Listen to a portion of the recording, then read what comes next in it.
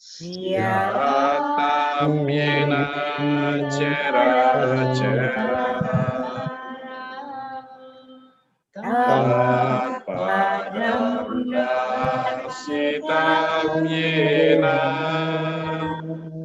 tasmai Sri Gurave Namah. Agyanati mirandasya Gyananjana selakaya Chakshurunmilitam yena Tasmai Sri Gurave Namah. Guru Brahma Guru Vishnu Guru Deva Maheswara Guru Saksat Param Brahma Tasmai Sri Gurave Namah. Vasudeva Sudam Deva Tam Sachanuradhanam Devaki Paramananda Krishnam Vande Jagadguru Krishnam Vande Jagadguru Krishnam Vande Jagadguru Krishnam Vande Jagadguru Krishnam Vande Jagadguru. Om Tatsati Srimad Bhagavad Gita Supanisattsu Brahma Yoga Sastre Sri Krishna Arjuna Samvade.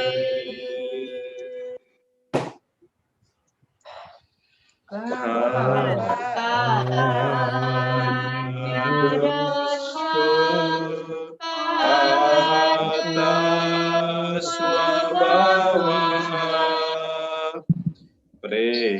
Prejami Tvam Dharma Samudacita Yashreyashyamni Sitam Bruhitami Sisya Deham Sadimam Tvam Rapanam Sisya Deham Sadimam Tvam Rapanam. Sri Guru Charana Kamala Bhyo Namah Paramaguru. Om Namo Bhagavate Vasudevaya.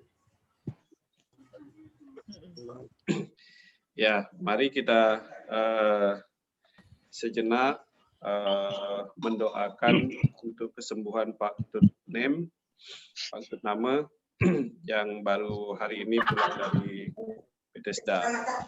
Kita lantunkan Maha Mrityunjaya sebanyak 7 kali. Ya. Mari kita niatkan untuk mengirimkan Maha Mrityunjaya ini kepada Pak Ketut Nama.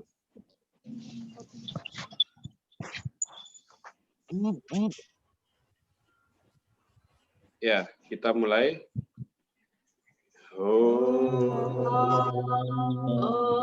Yambakam yajamahe Dukadim Gusti Wardana Urwaka Iwa Bandhana Prityor Mukshyama Prita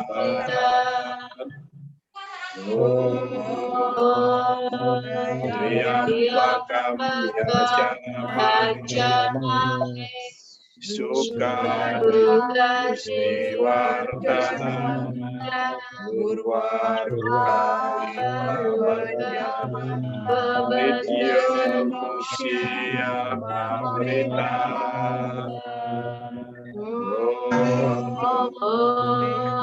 Triyambakam yajamahe Sukadim Gusti Wardana Urwaruka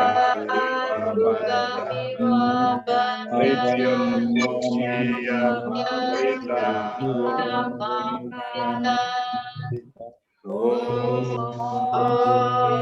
Triyambakam yajamahe Sukadim Gusti Wardana Urwaruka Iwa Bandhana Prityor Mukshyama Prita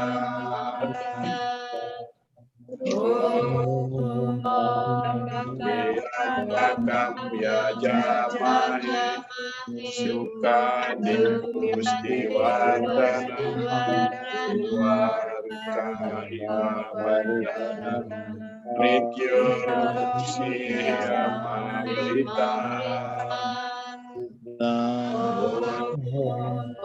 Triyambakam yajamahe Sukadim Gusti Wardana Urwaruka Iwa Bandhana Prityor Mukshyama Prita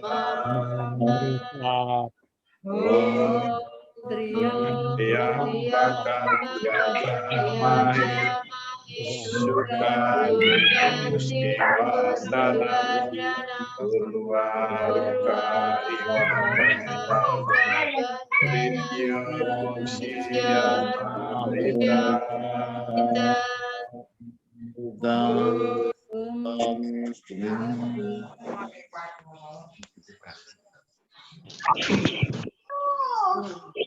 Ya, baik, terima kasih kalian. Ya, untuk selanjutnya silakan share screen-nya Pak Wayan.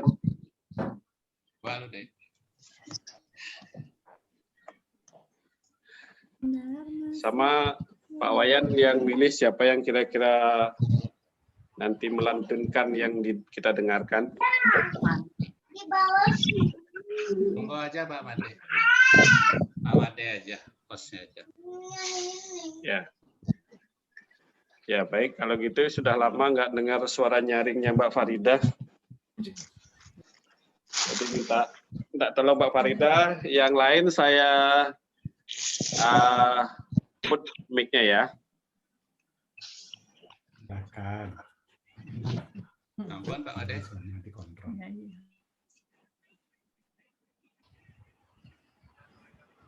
Siap Pak Made.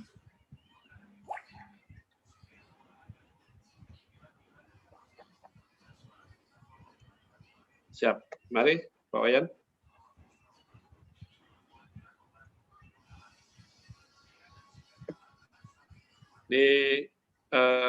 Mulai slokanya Pak Wayan. Pakai paket kita aja. Oh boleh. Oh, 1 sampai 13 ya Bu. siap. Drista Rastra Uwaca Dharma Setre Kuru Setre Sama Weda Yuyut Sawa Mamaka Pandawa Caiwa Kima Kurwarta Sanjaya Sanjaya uwaca Dristvatu Pandawanikam Yudam Duryodhanastada Acharyam Upasanggamya Raja Wacana Mabrawet Pasyaitam Panduputranam Acarya Mahatim Camum Vyudam Drupada Putrena Tawasisena Dimata Atra Sura Maheswasa Dimarjuna Samayudi Yuyudano Wiratasca Drupadaca Maharata Atra Sura Maheswasa Bimarjuna Samayudi Yuyudano Wiratasca Drupadasa Maharata Drista Ketus Cekitana Kasih Rajas Cawiryawan Purujit Kunti Bojasca Saipyasca Narabungawa Yudamanjus Cawikranta Utamaujas Cawiryawan Subadro Drupadeyasca Sarwa Ewa Maharata Asmakam tu wisisyate Tani Boda Dwijotama Nayaka Mama Sanyasa Sanjanartam Tan Brawimite Bawan Bisma Cakarnasca Kripaca Samiti Jnaya Auswatama Wikarnasca Somadatis Tatai Waja Anyeca Bahawa Sura Madhyarte Tiata Jivita Nana Sastra Praharana Sarwe Yuda Wisarada Aparyatam Tat Asmakam Balam Bisma Biraksitam Paryatam Twedam Etesam Balam Bima Biraksitam Ayane Suca Sarvesu Yata Bagam Awastita Bismam Ewa Biraksantu Bawanta Sarwa Ewahi Tasya Sanjanayan Harsam Guru Rida Pitamaha Simha Nadam Winadyo Chai Sankam Damau Pratapawan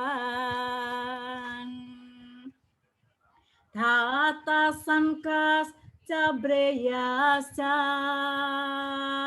Panawana Kagomuka Sahasai Wabyahan Nyanta Sasa Yadastu mulo bawa. Enggak Pak Made.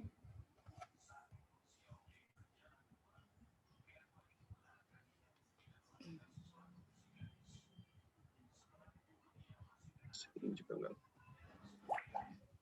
Untuk artinya gantian apa langsung tiang Pak? Artinya mau dibaca Pak Wayan? Mic-nya dibuka Pak Wayan.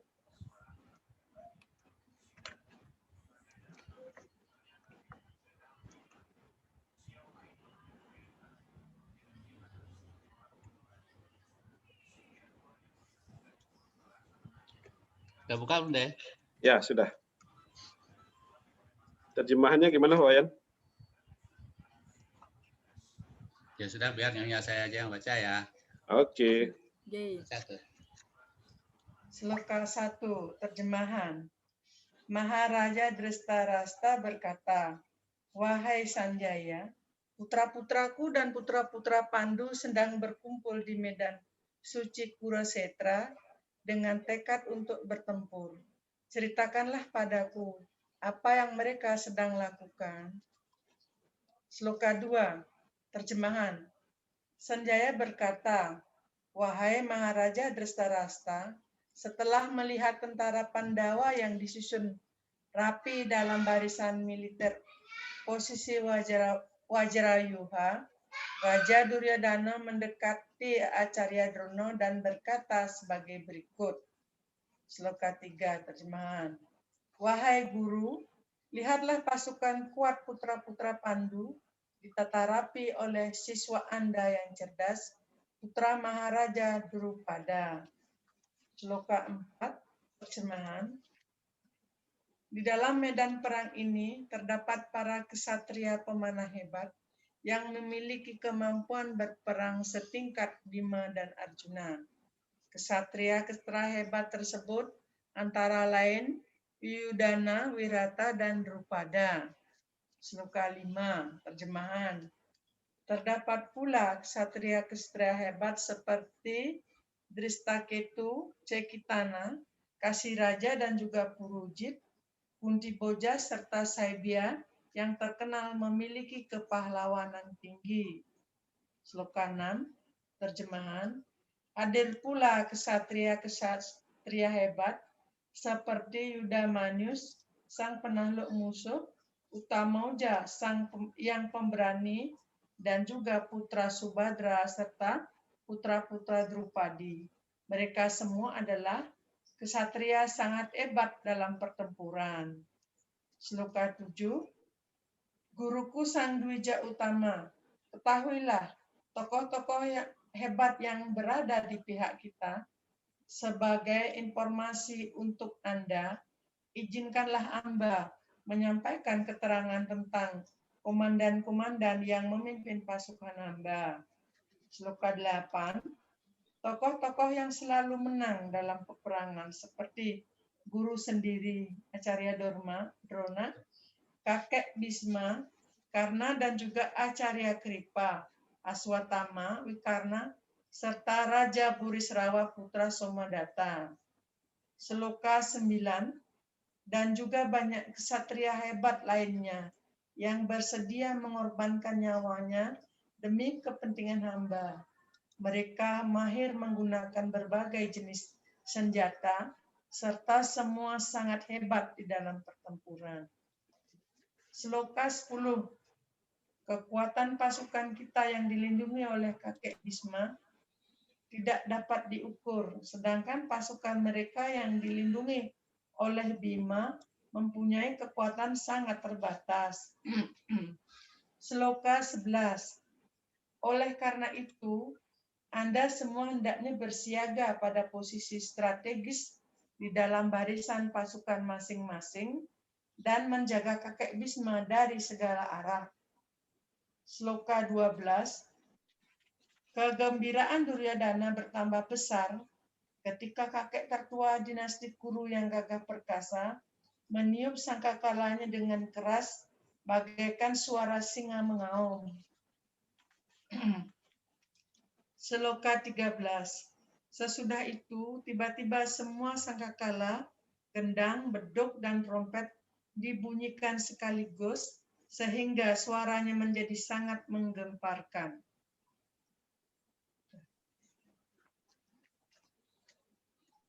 Ampun, Pak Made. Lanjut, Hmm? lanjut pembahasan. Oke, makasih Pak Made.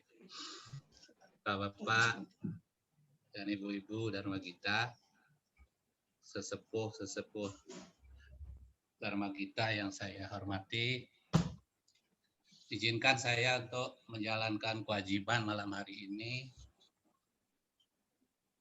Saya sebenarnya sangat belum layak lah Pak Made memberikan bahasan seperti ini, tetapi karena sudah disepakati pada tanggal 8 kemarin, malam hari ini dengan segala kekurangan nanti mohon dimaafkan, atau mungkin ada koreksi-koreksi dari para sesepuh dan penekun Bhagavad Gita. Gitu ya Pak Made. Siap. Bapak-bapak sekalian, saya mohon maaf nanti kalau ada hal-hal yang kurang berkenan, apa yang nanti saya bisa sampaikan. Bapak Ibu yang saya hormati, ini saya mendapat contekan dari bukunya Prabu Dharmayasa yang khusus diterbitkan untuk bab 1. Jadi beliau sudah merangkum sloka 1 sampai 11 itu secara garis besar menampilkan pemimpin dan tokoh-tokoh dari kedua belah pihak, Korawa maupun Pandawa. Jadi saya overview dulu. Kemudian yang sloka 12 sampai 19 itu menceritakan tentang pemimpin kedua belah pihak, lalu juga sudah bersiap-siap untuk bertempur dan meniup sangkakala, trompet dan genderangnya untuk memberikan semangat kepada pihak-pihak yang ikut berperang pada saat itu. Kemudian di sloka 20 sampai 27 itu tadinya Arjuna itu bersemangat untuk bertempur, tetapi setelah Krishna disuruh oleh Arjuna untuk maju ke tengah-tengah medan peperangan, ternyata dia ketika melihat yang akan dihadapi itu adalah kakeknya, kakek Bhisma, lalu Guru Drona, Kripa, saudara-saudaranya, sanak keluarganya. Jadi dia akan sudah mulai merasa ragu-ragu di situ. Setelah mengamati pasukan Korawa, karena yang berada di depan itu adalah sanak keluarganya sendiri. Jadi dia sudah mulai ada keraguan. Lalu di sloka 28 sampai 47, ini betul-betul Arjuna sudah menunjukkan kelemahannya sebagai seorang ksatria. Dia sudah memutuskan tidak mau untuk bertempur melawan kakeknya, gurunya, sanak keluarganya, karena akan menimbulkan korban-korban di keluarganya sendiri. Nah, itu mungkin rangkuman saya dapat dari bukunya Prabu Dharmayasa. Kemudian kelihatannya kita tidak atau perlu sedikit melihat lebih lanjut. Ini saya dapatkan ada silsilah dari Pandawa dan Korawa. Jadi kalau Bapak Ibu lihat di situ tadi kan saya sampaikan bahwa yang akan dilawan itu adalah sanak keluarganya. Jadi itu adalah seolah-olah secara fisik itu adalah perang saudara sebenarnya. Perang di antara bangsa Kuru sendiri. Ini adalah silsilah rajanya. Kerajaannya seperti ini. Jadi ketika ini Pandu sudah meninggal, maka dia digantikan oleh Dhritarashtra. Nah, dari perkawinan Dhritarashtra dan Gandari ini lahirlah yang namanya Korawa dengan anak pertama adalah Duryodhana ditambah dengan 99 adik-adiknya. Sedangkan di pihak Pandawa itu jadi Pandu itu beristri dua. Ini saya sedikit dulu sampaikan sedikit latar belakang ulasan saya. Jadi Pandu itu mempunyai istri dua, yaitu Kunti dan Madri ya. Nah, dari kedua istrinya ini lahirlah 5 anak, 3 dari Kunti, 2 lagi Madri. Maka itulah disebut dengan Panca Pandawa. Jadi di situ dulu. Kemudian saya juga perlu juga menyampaikan juga secara garis besar. Disinilah dapatnya perjuangan antara Dharma dan Adharma di lapangan Kurukshetra. Jadi saya dapatkan ada petanya di situ. Disinilah mereka dulu bertempur antara saudara, perang saudara di situ, sama-sama bangsa Kuru, bertempur sampai habis-habisan. Memang betul apa yang dirasakan oleh Arjuna akan berjatuhan korban-korban di antara keluarganya sendiri. Itu sedikit mengenai lokasinya. Nah, sekarang saya ingin menarik Pak Gurun Kurukshetra itu, padang Kurukshetra itu ke dalam diri kita sendiri. Karena para bijak bilang bahwa padang Kurukshetra itu sangat identik dengan diri kita sendiri. Karena di dalam diri kita sendiri juga ada unsur-unsur yang namanya Subho dan Asubho karma. Dharma dan Adharma ada di dalam diri kita sendiri.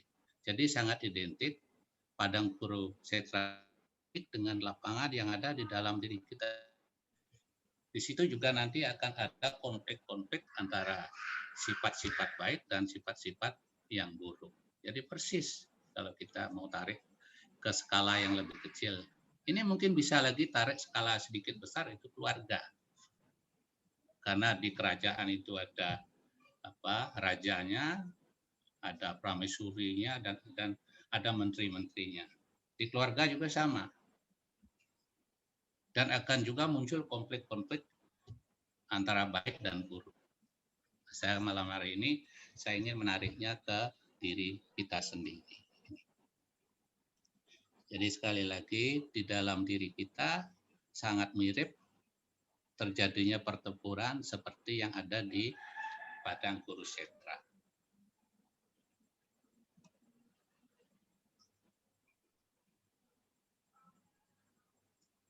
Kemudian saya ingin juga menampilkan ini, jadi kita supaya sedikit tahu mengenai bagaimana sebenarnya latar belakang turunnya sabda Sri Krishna ke dunia ini.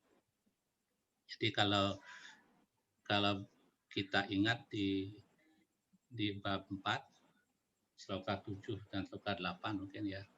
Yada yadahi dharmansyah, lahir bawati berata abutanam adanasa, tatat manam sejam yaham.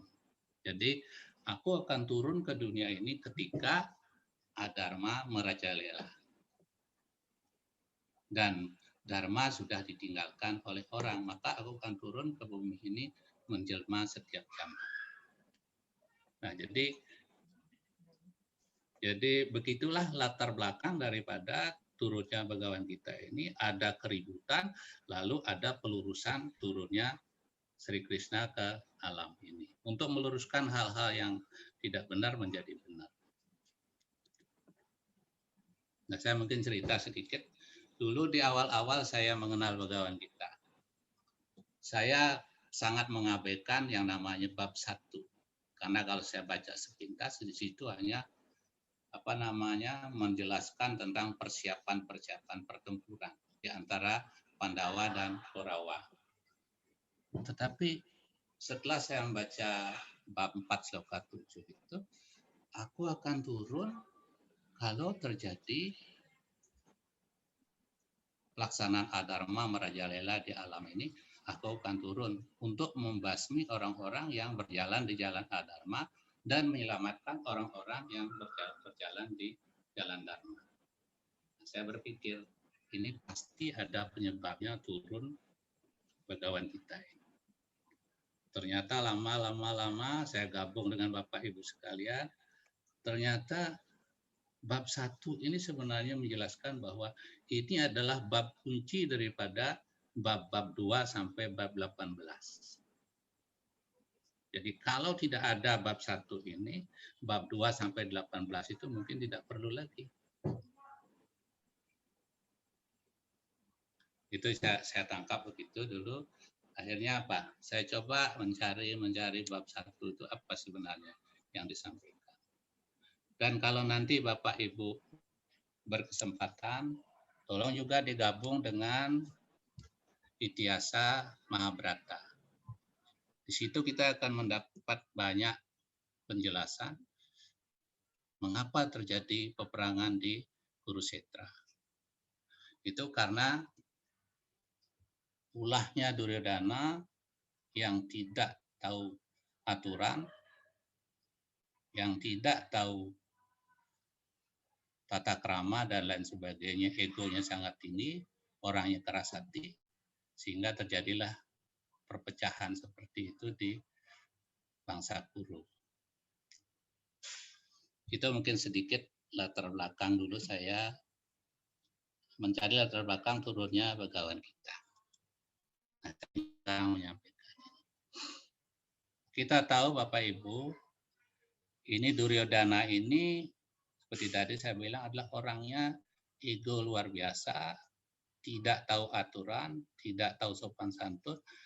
Artinya apa? Secara keseluruhan dia berjalan di jalan adharma.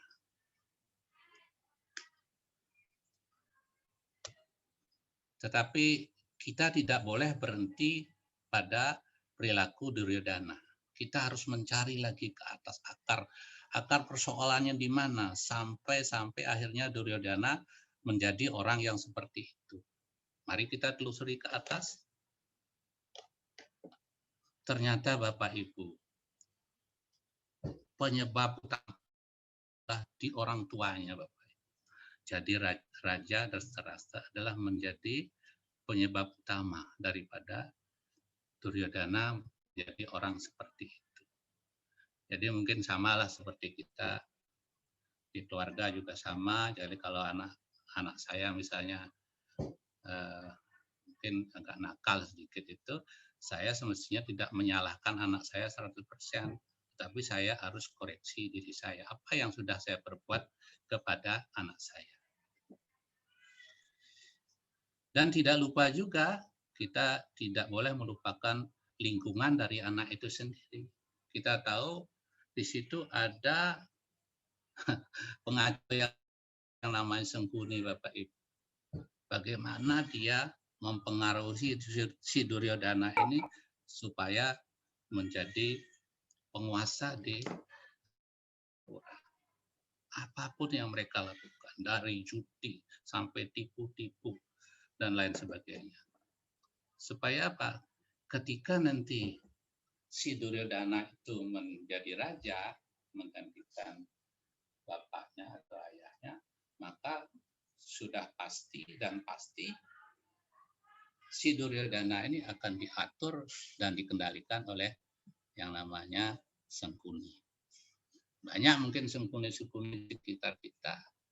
Nah, anak-anak kita juga harus dikontrol terhadap lingkungan pergaulan yang mereka. Ini adalah tugas orang tua. Kalau saya tarik ke keluarga, ini adalah tugasnya orang tua juga. Bagaimana dia mengontrol dengan siapa dia bergaul, bagaimana dia bergaul, supaya apa? Cita-cita kita menjadi seorang bapak itu adalah melahirkan anak yang suputra. Ini.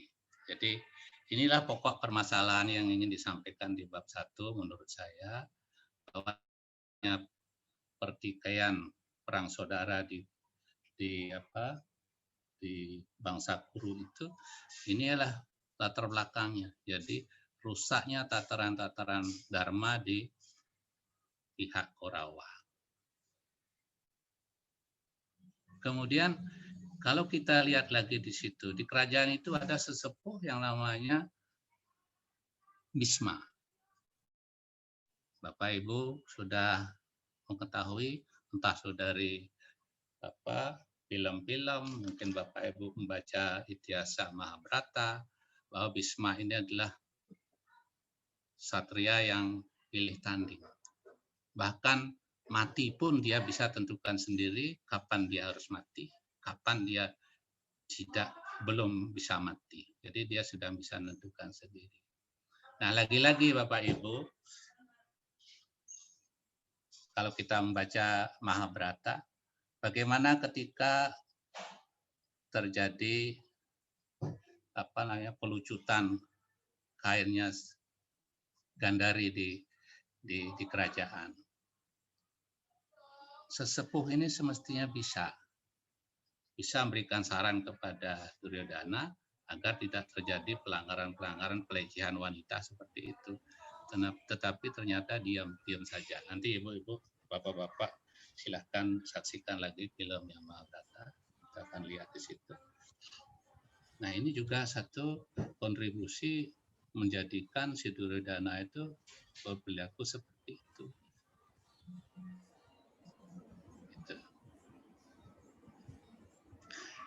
Nah, kita ketahui kenapa Bisma menjadi sesepuh yang seperti itu, seolah-olah dia tidak tahu mana yang benar, mana yang salah, padahal dia sebenarnya sebagai sesepuh dari Hastinapura. Ini disebabkan oleh dia memegang teguh pada sumpah. Yang akan menjadi raja di Hastinapura, dia akan bela mati-matian.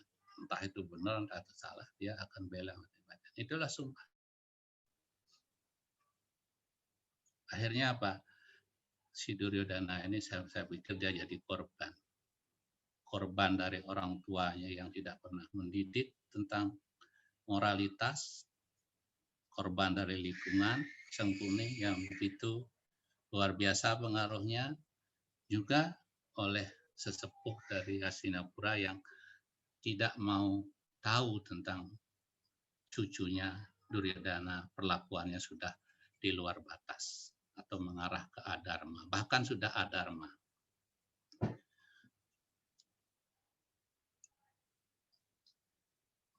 Kemudian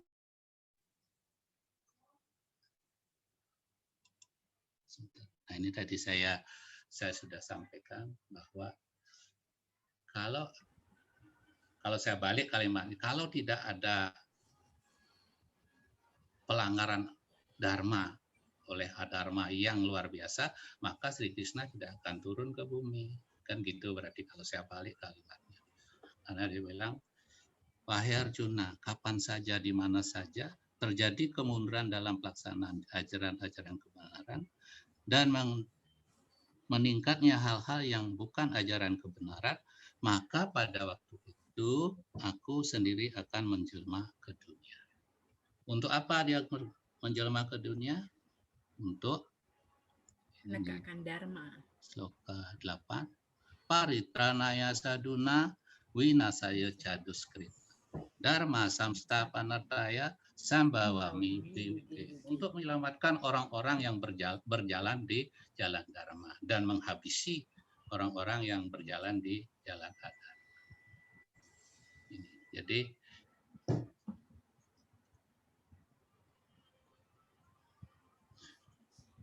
Jadi yang ingin saya sampaikan di sini adalah bahwa begitu arti pentingnya bab 1 untuk bab-bab yang berikutnya, bab 2 sampai 18. Sekali lagi saya sampaikan,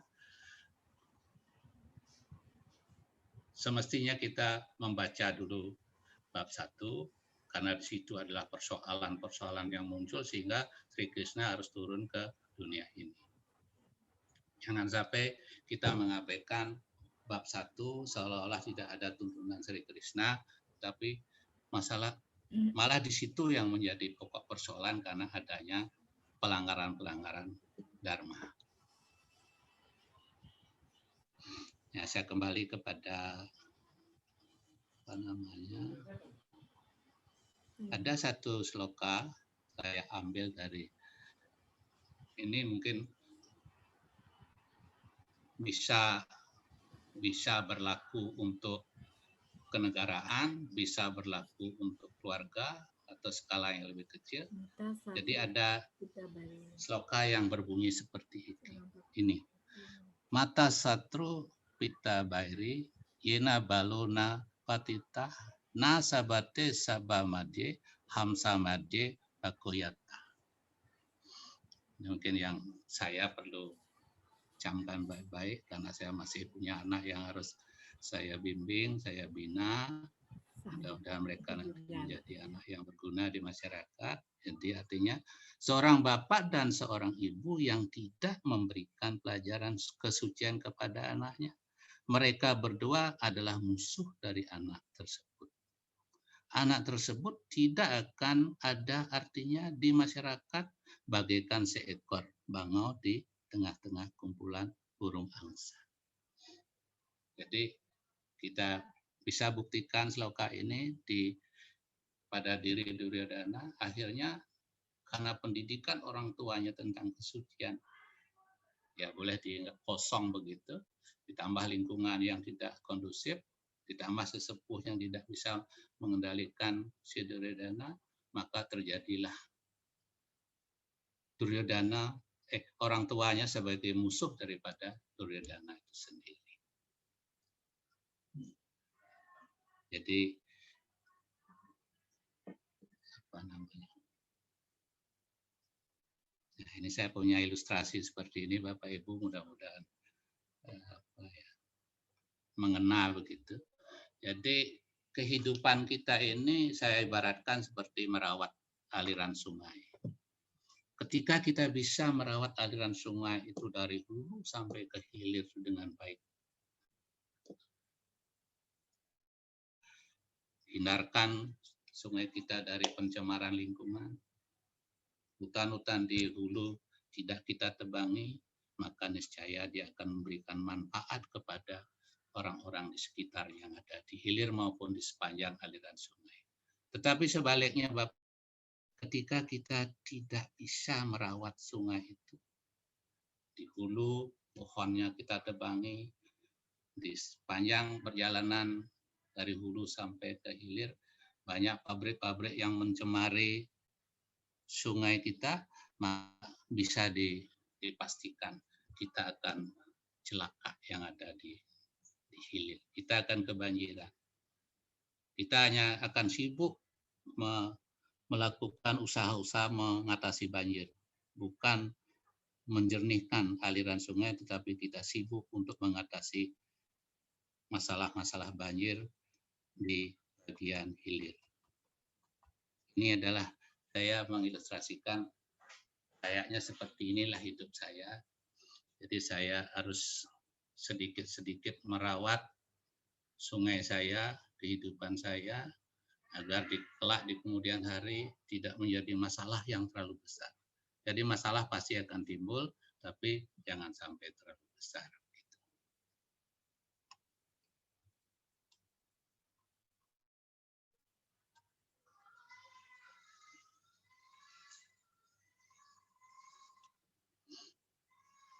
Bapak Ibu yang saya hormati, sekali lagi saya garis bawahi bahwa di bab 1 inilah kita menemukan pokok-pokok persoalan turunnya Bhagavad Gita.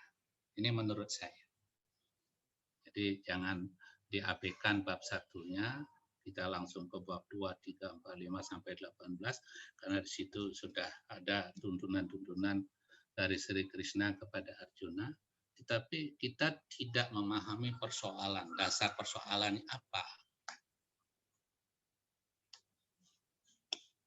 Kalau kita sudah tahu pokok persoalan yang menyebabkan turunnya awatara Tuhan, maka kita akan lebih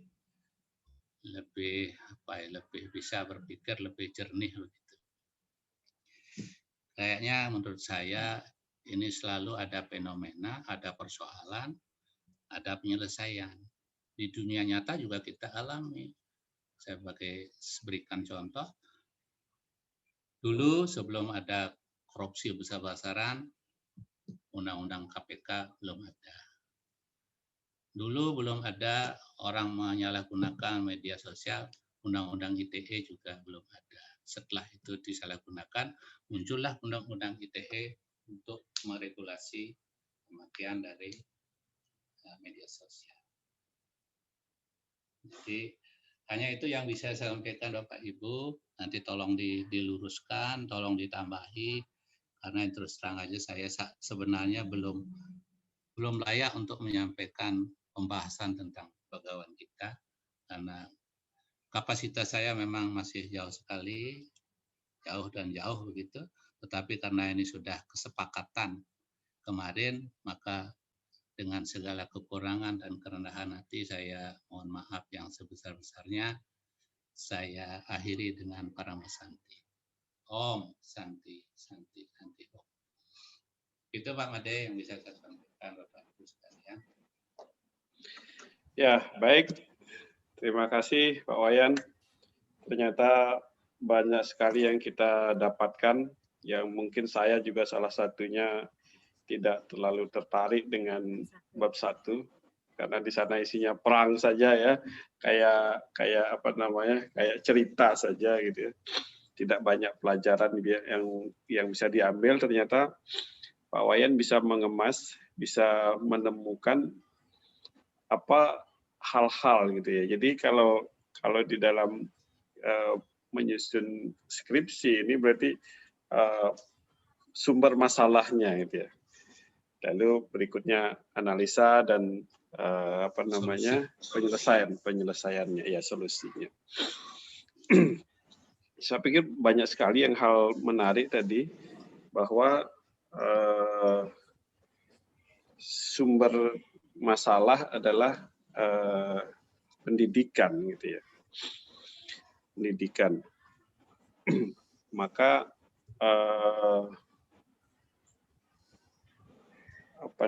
para tokoh menyebutkan bahwa yatnya yang tertinggi adalah cenana gitu ya. Cenana yatnya, karena dari pikiran, dari pengetahuan itulah akan melahirkan perkataan dan tindakan gitu ya. Jadi sumber masalahnya adalah di pengetahuan gitu ya. Mungkin itu, dan dari kita fungsi sebagai orang tua, bahwa pengetahuan anak-anak kita itu adalah tanggung jawab kita sebagai orang tua, sehingga anak kita adalah cerminan dari kita gitu ya. Sudah sebaik apa kita sudah memberikan pengetahuan pada mereka, dan seberapa baik mereka mengaplikasikan atau mengimplementasikan apa yang sudah kita berikan gitu ya. Saya pikir ini sangat menarik, dan saya berharap Pak Wayan juga berkenan share materinya, karena sangat menarik tadi yang di bawah.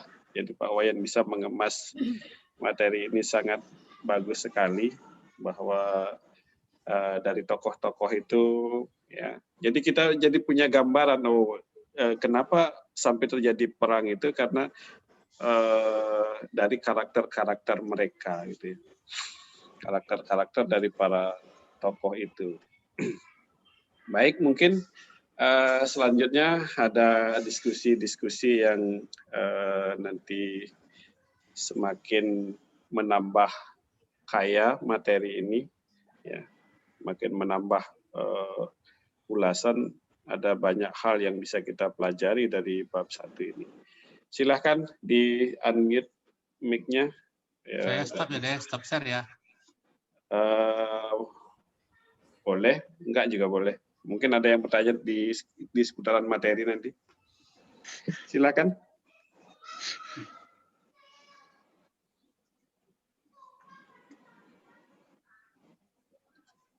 Kakek Alkan ini kayaknya sudah siap-siap. Menyimak. Oh, menyimak. Bagus, materinya bagus sekali. Iya, mantap sekali. Ya. Pak Made, Ya, Pak Wayan Darminda boleh tanya sedikit ya tentang itu tadi? Jangan yang berat-berat ya Ibu. Enggak, maksudnya kan tadi Kalau Pak berat Wayan saya udah lari. bagus. Kalau berat saya lari ya. Enggak, Saya lemparkan ke Pak Prof nanti. kan ada Pak Putu Panju juga, nanti bisa Oke. berbarengan Oke, Pak. kita Begini Pak, tadi kan penjenengan memaparkan tentang itu apa yang berupa dilucuti kainnya itu, mungkin di bab 1 itu kan ada juga itu kenapa Nyun Sewu, para tokoh, para sesepuh di situ kan semua berdiam diri itu, terus itu latar belakangnya sebenarnya kenapa gitu Pak? Mohon pencerahannya. Tidak ada yang berani bertindak, tidak ada yang berani berkutik atau gimana sehingga Drupadi itu mengutuk, harus keluar kata-kata atau harus keluar kutukan itu. Seandainya itu bisa ada yang menentang atau dihentikan, kan mungkin kutukan Drupadi itu kan tidak terjadi. Nah itu mohon arahan Pak, monggo. Makasih. Yeah. Mungkin nanti Bapak yang lain tolong ditambahi apa yang saya sampaikan, mungkin tidak mungkin tidak bisa lengkap menjawab apa yang ditanyakan oleh Bu siapa tadi Bu? Nggak kelihatan namanya dia. Bu siapa? Bu Farida. Oh Farida. Lagi-lagi menurut saya Bu Farida, kita semestinya sering-sering melihat cuplikannya film Sri Krishna. Ketika terjadi pelucutan kain sari ya Bu ya, yeah. Sarinya dari siapa, Drupadi ya. Di situ kan kalau kita lihat, kita saksikan, karena kita tidak melihat pertempuran secara langsung, kita anggaplah film yang dibuat itu ya mendekati seperti itu. Kita lihat di sekitaran itu kan ada Bisma, ada Sangkuni, apalagi orang tuanya juga ada di situ walaupun dia buta begitu. Terus siapa lagi, Widura juga ada kalau tidak salah di situ. Tetapi pertanyaan Ibu, kenapa kok satu pun tidak ada yang memberhentikan kejadian pelucutan kain sarinya dari Drupadi? Karena ini sebenarnya kan sudah melanggar hak asasi manusia ya, kalau sekarang ya Ibu otomatis nanti akan dilaporkan ke polisi pasti. Tapi pada saat itu kelihatannya semua membungkam, membisu semua. Iya. Mari kita lihat sekarang karakternya satu-satu. Semestinya orang tua yang pertama yang seharusnya memberitahu anaknya. Loh, Mas Duryodhana itu perlakuan terhadap perempuan itu sudah di luar batas. Mestinya orang tuanya yang menstop anaknya berlaku seperti itu. Tetapi apa yang terjadi terhadap orang tuanya terus. Memang dia orang buta, cuman bisa mengawe-ngawe tangan gini tuh. Nak, jangan lakukan itu. Tapi dia lupa kesalahannya. Pernahkah bapaknya mengajarkan tentang tata susila? Apa lebih-lebih di kerajaan ya, mesti ada pakem tata susila yang luar biasa di sana. Dia harus bertanya kepada dirinya. Si terasa walaupun buta, dia harus bertanya kepada dirinya. Tidak semata-mata, tadi kan saya sampaikan, tidak semata-mata salahnya pada Duryodhana dan 99 anaknya. Begitu. Nah, lebih-lebih, ini saya tadi lupa menyampaikan, itu sebenarnya di sampingnya kan ada istrinya Gandhari. Tetapi alih-alih dia setia dengan suaminya, dia juga menutup matanya. Saya lihat di filmnya, sejak dilamar oleh Bisma, karena sudah mendengar bahwa calon suaminya itu adalah orang buta, dia akhirnya mengambil kain, matanya ditutup. Akhirnya apa yang terjadi? Samalah dengan suaminya, tidak bisa melihat anaknya, padahal menurut bukunya Prabu itu, mata perempuan itu adalah jendela kebenaran kalau tidak salah bilang. Begitu jendela Anda dibuka, berarti kebenaran-kebenaran yang semestinya Anda sampaikan ke anak itu tidak akan tersampaikan karena sudah tertutup oleh kain. Nah, ibu-ibu saya sampaikan, jangan terlalu setia dengan suami. Kalau suaminya luka, ibu ikut melukai kaki, ya tidak boleh lah zaman sekarang ya. Tidak boleh seperti itu. Ini zaman sudah berubah. Jadi kalau suami kakinya luka tidak bisa berjalan, ibulah yang berjalan mengurusi anak, yang memberikan petuah-petuah pada anak, kan gitu. Itu yang pertama di sisi orang tua. Jadi kalau di Bisma ini sebenarnya kan kata kuncinya luar biasa sebenarnya Bu Farida. Bisma itu kan sesepuh begitu setia dengan kerajaan, tetapi ternyata dia juga tidak berani memberitahu si Duryodhana karena dia sudah terbelenggu oleh sumpah. Siapapun yang memerintah di Hastinapura, dia akan setia sesetia-tianya kepada kerajaan dan rajanya. Jadi dia tidak berani memberitahu si Duryodhana karena dia terbelenggu oleh sumpah. Itu dari apa si Bisma seperti itu. Kalau guru-guru yang lainnya saya lihat tidak ada yang bergerak apa-apa, diam aja begitu karena itu adalah sebuah konsekuensi orang berjudi. Cuman taruhannya itu di luar batas ya Ibu. Masa istri sampai dipertaruhkan untuk sebuah judi gitu. Kalau Ibu nanti punya suami kayak gitu ya laporkan aja langsung ya. Laporkan ke polisi supaya ditangani. Karena sudah keluar dari batas. Nah, Krishna pun di belakang sana itu ada sebenarnya. Coba nanti perhatikan di filmnya ya. Ketika ditanya kenapa kamu Sri Krishna tidak membantu Drupadi ketika dilucutikan sarinya. Apa? Sepele. Karena si Drupadi tidak memanggil-manggil Krishna. Ya, cuman dia karena dulu ada jasanya sehingga kain sarinya itu tidak putus-putus. Tapi kalau saat itu Drupadi memanggil Sri Krishna, tentu Sri Krishna akan membantu. Nah, ini apa yang bisa kita ambil dari sini? Pelajaran apa yang bisa kita ambil dari sini? Yeah.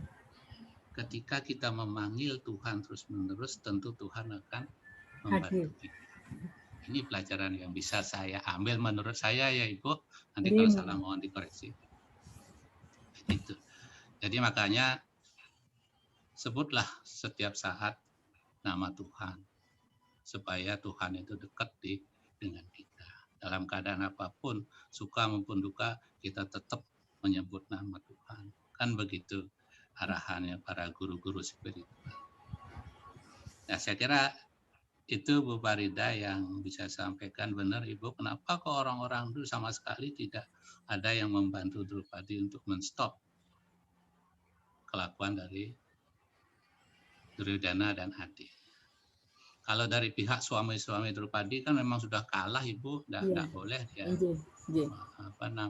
untuk membantu untuk menstop kelakuan dari Duryodhana dan adik. Saya kira itu yang bisa saya sampaikan. Mungkin ada Bapak-Bapak yang bisa menambahi. Terima kasih Pak Wayan, bagus sekali penjelasannya. Matur suwun. Oke, silakan. Ada yang bertanya lagi atau mungkin ada yang menambahkan? Ditambahkan aja, jangan bertanya lagi.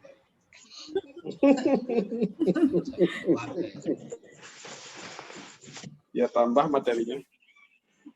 Kalau nambahin boleh, Pak Made? Oh, tentu. Siap, Pak Yam. Pak Yam toh. Monggo, Pak. Oh iya. Jangan berani, Pak. Enggak pakai kamera ya. Enggak bisa pakai kamera ya. Oh, ini di jalan. Oh, anjir. Siap, Pak Yam toh. Itu adalah Pak. Mungkin kehendak dari Ilahi karena apa ya? Sebuah rangkaian karma yang harus diterima oleh Drupadi ya, Mak. Ya, Drupadi, betul. Ya, sebuah rangkaian karma ketika itu kan Sri Krishna waktu tangannya terluka, jari tangannya terluka, ketika membunuh siapa itu, Supala atau siapa itu, yang ketika menghina sampai 100 kali ya. 100 kali itu kan jari tangannya terluka. Kemudian oleh Drupadi kan disobekkan kain sarinya untuk membalutnya. Dan itu mungkin sebuah pembalasan Sang Krishna itu kepada Sang Drupadi. Nah, itu kan juga rangkaian yang harus terjadi gitu loh. Betul. Jadi Betul, mungkin Bapak. untuk membalas itu harus mendiamkan seluruh para sesepuh biar terjadi pembalasan Sang Krishna kepada Drupadi waktu itu. Kecil tapi tumbuhnya kan menjadi besar toh karmanya. Walaupun sesobek kain sari tapi dia menerima begitu berapa piece kain ketika dilucuti itu loh. Berputar terus ya. Itu saja hanya. Terima kasih. Oke, terima kasih Bapak. Sudah lebih jelas lagi persoalannya.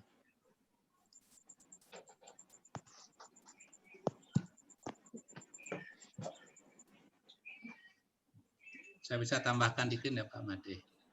Iya, Oke. iya. Jadi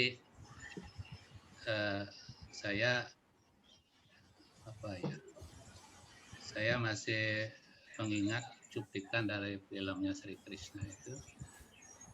Kalau tidak salah dia ketemu dengan Balaram kalau tidak salah. Jadi dia bilang begini. Akar, pohon, dan ranting itu adalah rangkaian kebenaran. Ranting itu adalah tradisi, kemudian akar itu adalah kebenaran. Ranting itu ketika sudah tua, biarkan saja dia jatuh, berjatuhan. Yang kamu perlu perkuat adalah akarnya. Jadi yang kita perlu perkuat adalah dharma, ajaran-ajaran dharma kita yang kita perlu perkuat. Tradisi-tradisi yang sudah tidak layak untuk kita ikuti, silahkan itu biar berjatuhan sendiri. Ada kalimat seperti itu. Jadi sebenarnya si Bhisma itu kan terbelenggu oleh tradisi-tradisi sumpah seperti itu. Nah, ketika kita mendengarkan ujangan Sri Krishna seperti itu, mestinya Bhisma menyadari bahwa tradisi-tradisi yang sudah tidak update gitu ya harusnya sudah mulai ditinggalkan sedikit-sedikit. Ajaran Dharma lah yang harus kita perkuat, akar dari pohon itulah yang kita harus perkuat lagi. Gitu. Itu saya dengarkan dari cuplikan filmnya Mahabharata ya. Monggo deh, saya kira itu cuplikan sedikit. Oke, baik. Masih ada lagi diskusi? Silahkan kalau ada yang ingin bertanya atau menambahkan. Tolong diluruskan Pak itu.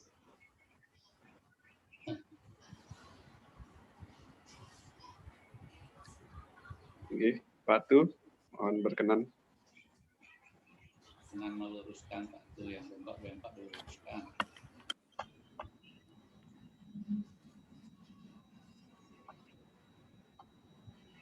Suaranya enggak ada. Oke, swastiastu. Swastiastu, Pak Tu. Swastiastu. Yang kira udah pengantar dari Pak Wayan ya sebagai altar dari bab 1 itu sudah bagus sekali. Kemudian tadi Bu Farida juga memunculkan tentang kisah Drupadi pada waktu dilucuti ya sebagai altar. Kemudian Pak Yamto juga sudah menambahkan itu sebagai sebuah peristiwa karma gitu ya. Dan Drupadi mengalami peristiwa itu pun karena pada waktu Duryodhana ada di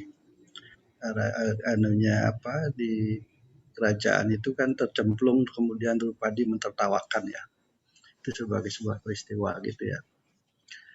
Mungkin kembali ke bab 1, di situ judul bab 1 itu adalah Arjuna Wisada ya.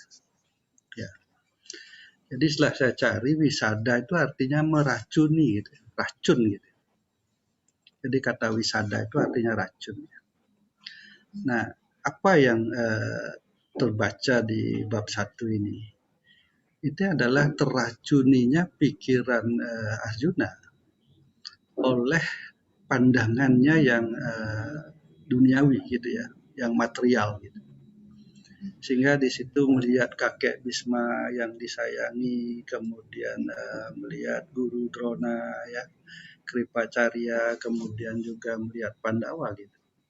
Sehingga Arjuna kehilangan dayanya gitu untuk melihat sosok-sosok itu sebagai kakek yang pernah menyuapi gitu ya. Nah, ini begini, bab 1 ini kalau dikontekstualkan ke keadaan yang sekarang ya, saya beri gambaran begini. Pada saat kita kehilangan ibu gitu ya, mungkin kita punya konsepnya bahwa beliau kembali ke jalan Tuhan ya sebagai sebuah kamar. Tapi rasa sedih itu kok juga demikian berat gitu ya. Karena pikiran kita ada dalam racun bagaimana sekian lama kita dibesarkan oleh ibu yang dicintai gitu ya. Demikian juga oleh ayah yang kita cintai, tapi pada saat dia harus meninggalkan kita, jasadnya akan lepas, jiwanya lepas dari jasadnya, kita juga mengalami wisada itu gitu. Mengalami peristiwa wisada gitu. Nah, ini saya kira bisa dibaca bab 1 itu sebagai refleksi ya. Tapi sedikit pengetahuan yang kita miliki itu akan mengarahkan kesedihan yang dari wisada itu kemudian untuk bisa kembali gitu ya. Untuk bisa kembali nanti pada bab kedua di Samkhya itu kan akan lebih banyak menjelaskan itu. Setelah di bab 1 bagaimana Arjuna menghadapi racun dalam pikirannya gitu, wisada itu, karena dia melihat pandangannya di bab 1 Arjuna itu melihat saudara ya, melihat kakeknya, melihat gurunya, melihat pembimbingnya yang ada di hadapannya yang harus diperangi gitu ya, yang harus dibunuh. Itu kan memang berat sekali gitu ya. Jangankan kita bertempur mau membunuh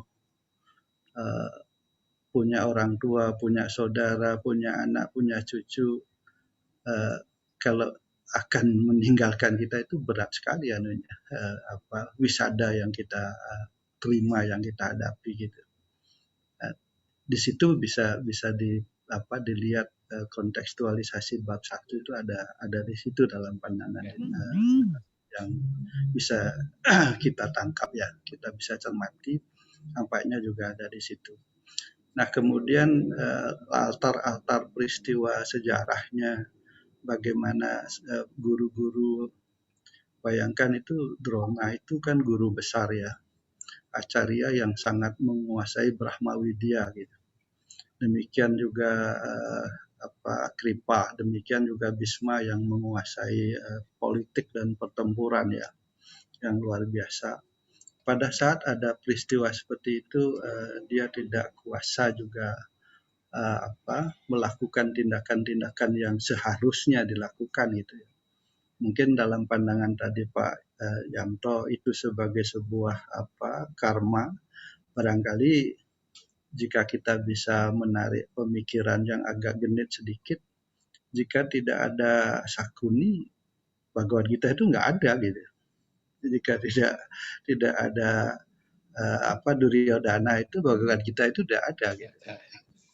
Itulah di situ bisa kita lihat juga seperti apapun orang melakukan kelahirannya ya, mungkin dalam pandangan kita itu, dalam pandangan kalau dibelah itu ada di dalam adharma gitu.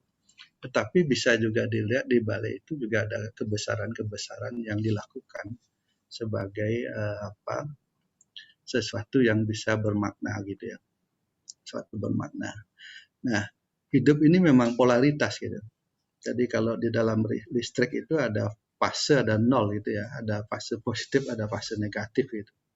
Memang kalau hanya satu pas itu tidak ada aliran gitu ya, tidak ada aliran. Nah, dalam pandangan inilah mungkin kita akan lebih bisa berdamai kalau ada di sekitar kita orang yang memainkan fase negatif gitu ya, fase negatif. Tentu silahkan kalau saya milih fase positif gitu. Kalau ada yang mau milih fase negatif mungkin sah-sah saja ya, boleh-boleh saja. Tapi tampaknya memang pasti ada gitu.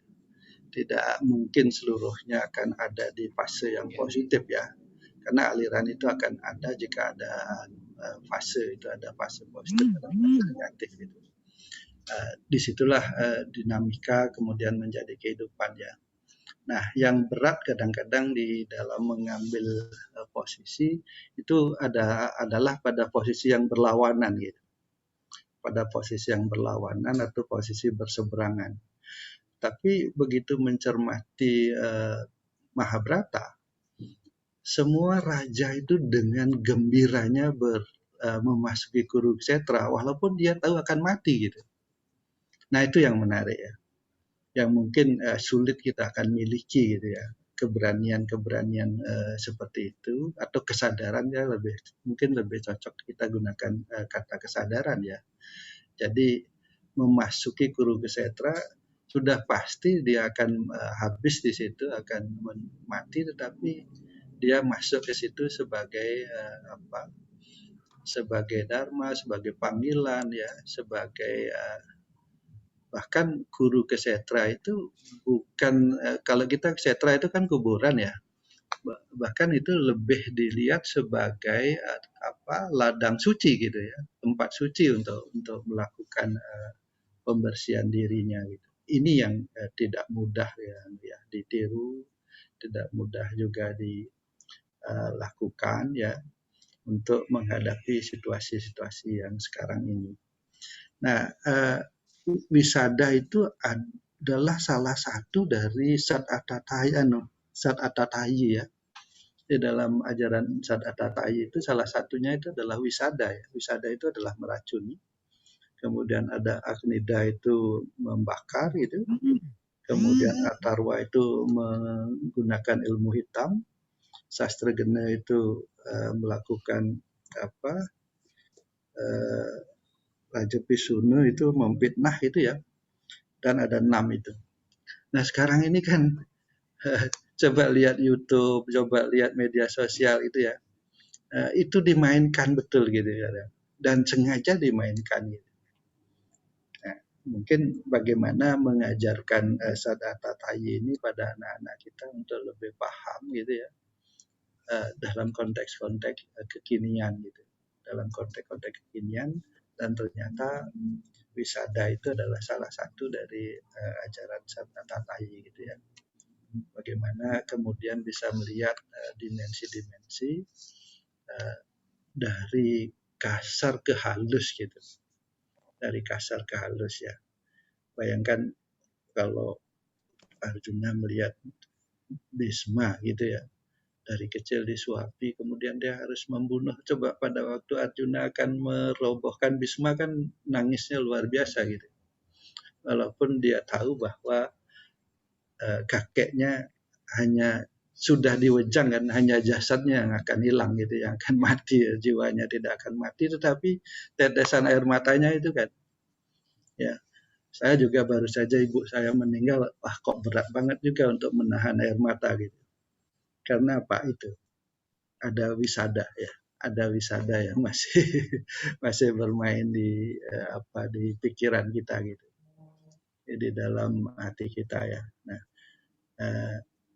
memang bekerjanya wisada ini pasti sebagai proses di dua sisi, pikiran ke indria ya.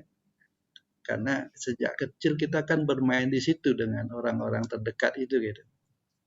Ya, Arjuna juga bermain di situ dengan kakeknya, dengan Guru Drona ya. Termasuk juga dengan Duryodhana kan sejak kecil juga bersama-sama di situ. Nah, untuk bisa mengatasi itu harus memang masuk ke budir gitu. Ya, kalau bisa masuk ke budir, budir itu kecerdasan itu ya. Jadi di atas dari manah itu ada budi ya. Nah, kalau sudah bisa masuk ke situ, kemudian bisa lagi lebih paham yang ke dalam, ya di dalam budir itu ada man, dengan pemahaman itu akan mengurangi wisada gitu. Ya, tapi tidak mudah, berat juga ya. Berat gitu ya. Pada saya juga baru saja mengalami, Bu, tidak ada itu kok anunya terasa juga ya. Terasa juga ada sesuatu yang masih oh ini gitu ya. Oh ini. Oh ini gitu. Jadi ada kata oh ini gitu. Oh ini saya masih baru seperti ini gitu. Jadi belum betul-betul bisa melepas gitu ya. Ya, belum ya sesaat itu masih terseguk juga gitu ya, dirasa gitu. Ya karena itu, karena demikian lama kita melekat dengan beliau-beliau gitu ya. Kepada siapapun saya kira nanti kita akan mengalami itu ya. Hanya dengan kesadaran yang baik kita akan bisa mengikhlaskan atau melepas atau merelakan gitu ya. Nah, itu konteks-konteksnya ini karena sampai sloka 13 mungkin masih akan diteruskan nanti ke belakang kan. Lebih lanjut sampai sloka berapa? 47 ya Pak? 47. Ya, mungkin nanti akan lebih jelas lagi, akan tampak ya memang 18 bab ini kan satu rangkaian ya, rangkaian yang saling melatari ya, atau saling melatar belakangi ya, saling mengkonstruksi kenapa nanti ada bab 2 gitu ya. Saya kira kalau tidak ada bab 1, tidak ada penjelasan bab 2, kalau tidak ada wisada, kebingungan itu tidak ada samkianya gitu. Tidak ada samkianya dan seterusnya ya. Saya kira itu tambahnya sedikit Ibu-Ibu dan Pak Wayan khususnya. Terima kasih penjelasannya Pak Wayan dan juga Pak Yamto yang sudah menambahkan.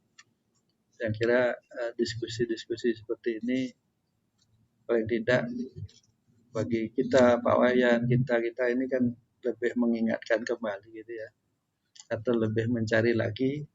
Memang pada saat pertanyaan itu ada pada saat ini konsepnya kan antara inquiry dan discovery Pak.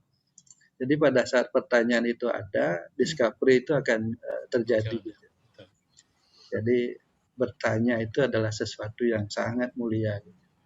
Karena dengan pertanyaan ada usaha untuk mencari dan menemukan ya jawaban terhadap pertanyaan itu, baik dicari sendiri atau dicari bersama atau minta orang lain untuk membantu mempertanyakan atau mencarikan ya.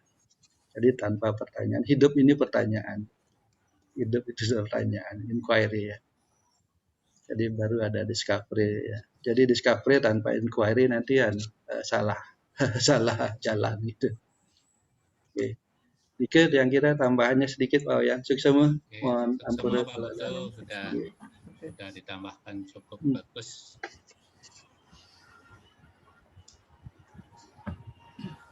Okay.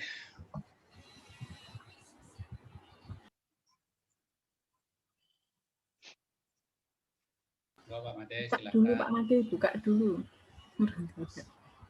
Oh iya. Bosnya ngantuk. Ada yang mau sampaikan lagi Pak Wayan? Saya kira Anda ya, cuman terima kasih sama Pak Prof. Putu sudah memberikan, malah bukan tambahan ya, malah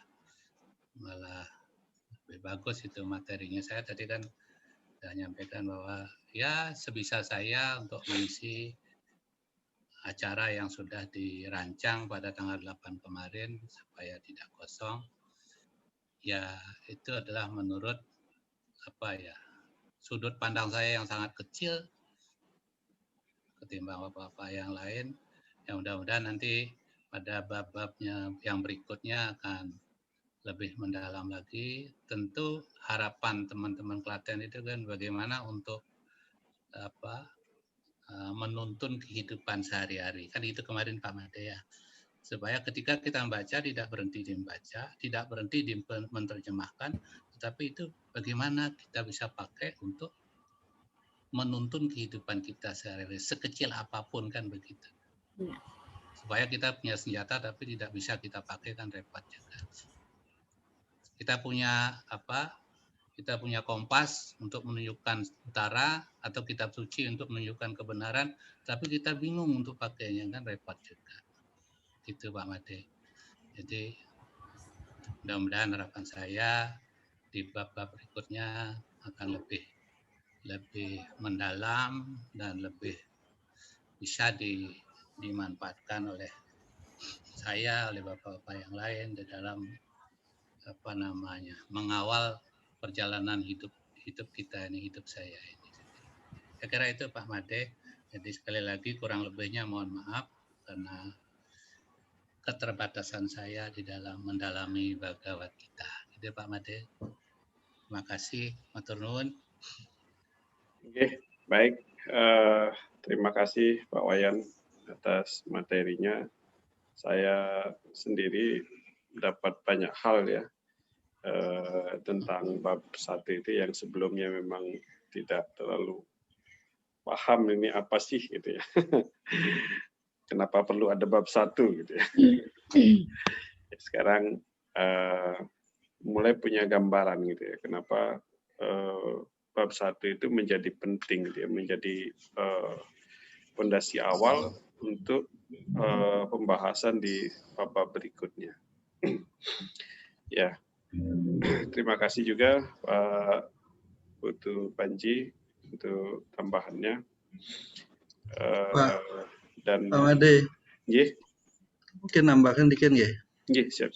Ini untuk tadi responnya Pak Wayan, selalu ada inquiry itu ya dari Sapri itu ya. Jadi wisada ini memang selimut yang sangat sutra sekali kadang-kadang. Itu kan kasih ego dengan kasih sayang itu kan tipis banget gitu ya. Baik kita dengan anak ya, seperti Dristarashta dengan Duryodhana gitu Pak Wayan ya. Kemudian ini juga kita kepada anak itu akan halus sekali kadang-kadang, itu akan sulit diatasi gitu ya. Menyelinapnya sangat halus gitu. Jadi kita mungkin menyebut kasih sayang tetapi kasih ego gitu ya. Kemudian juga bisa akan membuat anak kita celaka gitu ya. Yeah. Itu halus sekali kadang-kadang, itu agak, apalagi sudah dengan cucu ya Pak Tut ya, Pak Wayan juga gitu ya, yang sudah punya cucu ya. Itu menyelinapnya sangat soft sekali ya. Nah, mungkin itu juga bisa dipakai bab 1 itu untuk kontekstualisasi itu ya. Bagaimana tahu bentuk-bentuk membangun kasih sayang yang tidak wisada gitu ya. Yang tidak meracuni baik kepada diri yang tua dan juga kepada si anak gitu ya. Karena di situ ada pertempuran juga gitu. Ada pertempuran juga. Kalau sudah cucunya minta apa-apa, mau apa saja kakeknya ngasih gitu kan ya. Atau neneknya ngasih gitu kan, itu wisada juga sebenarnya gitu ya, yang akan terjadi pada, bahkan kalau cucunya dimarahi oleh bapak ibunya, kakeknya yang marah gitu ya. Yang nggak terima gitu ya. Nah, wisada itu di situ juga bisa terjadi.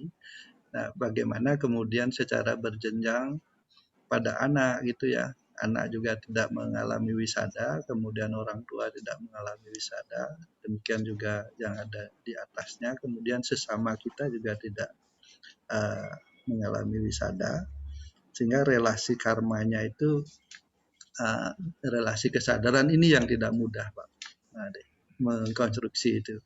Tapi barangkali sedikit-sedikit kalau ada yang bisa menulis ya, bagaimana membuat relasi kecil gitu ya. Mungkin Bu Farida kan di kampus ya, gimana membuat model gitu ya, model relasi hubungan yang bebas dari wisada gitu ya. Jadi sebuah relasi hubungan yang berkesadaran, untuk bisa mengurangi paling tidak, apalagi bisa bebas dari wisada itu gitu ya. Nah, karena anak kita kan sekarang menghadapi anak minta fasilitas, minta handphone, minta macam-macam gitu. Bahkan kita sendiri saja makan saja belum bisa, kadang kebanyakan gula, kebanyakan garam gitu ya. Itu juga wisada sebenarnya gitu. Itu juga. Jadi semuanya bisa jadi racun kalau berlebihan kan gitu. Ya. Nah sekarang ini teorinya Pak Wayan kan balancingnya itu yang tidak mudah untuk menemukan gitu ya. Balancing, keseimbangan, keharmonisan dan kesesuaian dan ketepatannya itu yang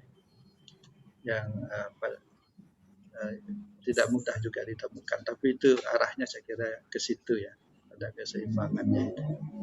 Itu Pak Madi. Oke, terima kasih Prof. Ada tantangan tuh Bu Farida, bisa jadi satu buku itu, lumayan buat nambah-nambah. Itu nanti kan ini petunjuknya nanti sama Prof. Ya, nambah-nambah poin. Isi jurnal nanti Pak. Iya, Pak Prof siap membimbing itu. Beliau sudah membuka, berarti saya harus ngambil celahnya, gitu nih. Iya, silakan berkonsultasi. Ya, baik Bapak Ibu, karena ini sudah jam 9 kurang sedikit. Untuk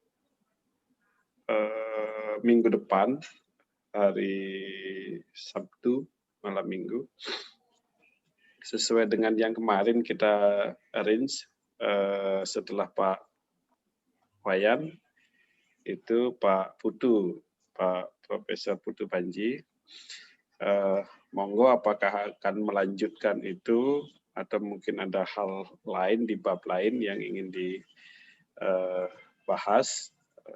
Monggo kita sambil cari pola yang mana yang lebih baik gitu ya nanti pola pembelajaran online kita, diskusi online kita. Kira-kira Pak Prof nggak ada agenda lain ya hari Sabtu ya?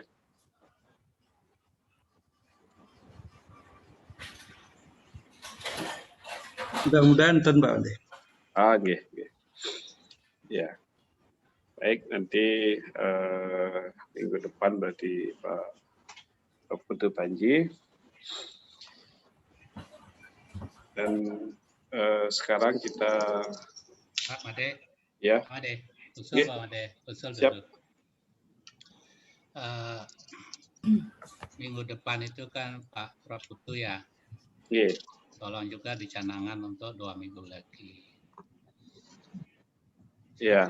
Jadi tolong 2 minggu gitu di schedule gitu supaya teman-teman ya lebih membaca. Persiapkan bahannya.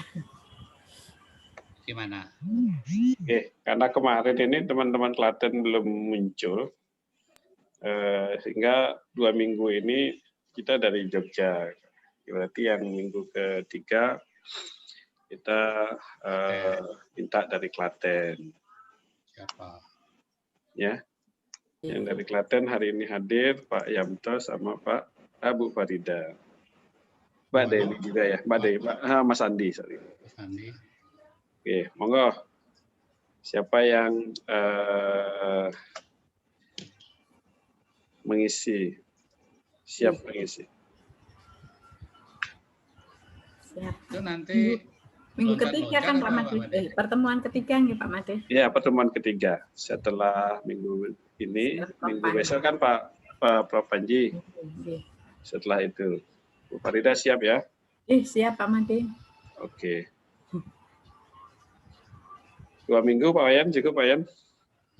Cukup. 2 minggu. Cuman kan Pak Made, satu mungkin yang perlu sedikit dikasih penjelasan. Jadi apakah kita akan membahas sekarang misalnya bab 1, besok bab 2, 2 minggu lagi bab 3, apakah ini urut bab-babnya itu atau bagaimana? Enggak, monggo. Kalau apakah kita masih mau cari pola atau mau urut gitu? Diurut aja Pak Made. Oh, Ya, diurut dulu. juga diurut aja Pak Made biar Oke, baik. enak nggak yang Jadi Minggu begitu depan, minggu depan yang bab 1 ke Quran, habiskan aja bab 1. Nanti minggu berikutnya biar Bu Farida ke bab 2. oh nggih. Oh, okay. Nggih, gitu juga. Nggih, nggih, Prof. Baik. Ya, jadi minggu depan masih bab 1 ya. Nah, kalau sampai selesai nanti bab 18 kan kita sudah punya materi komplit.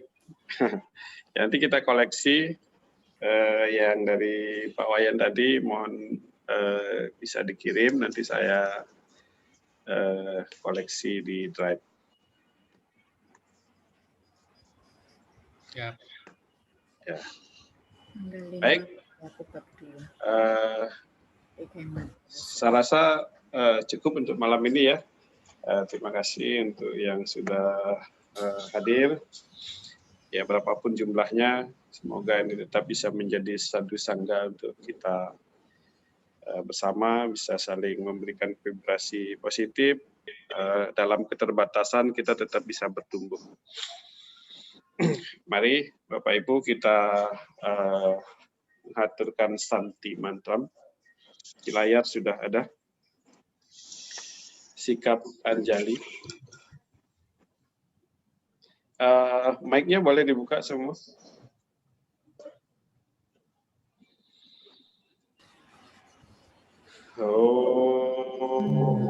Om Dia Santirantarik Santi Pertiwi Santi Apa Santi Osadaya Santi Wanaspataya Santi Visve Dewa Santi Brahma Santi Sarvam Santi Eva Santi Sama Santi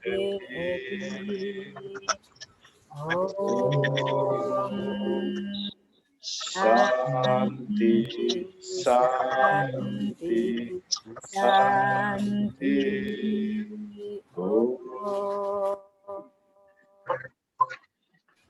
Ya.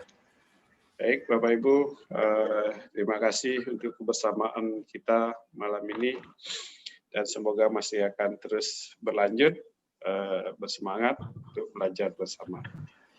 Saya akhiri kebersamaan kita malam ini. Terima kasih semuanya. Saya tutup ya. Ya, mohon like, Terima kasih. Swastiastu.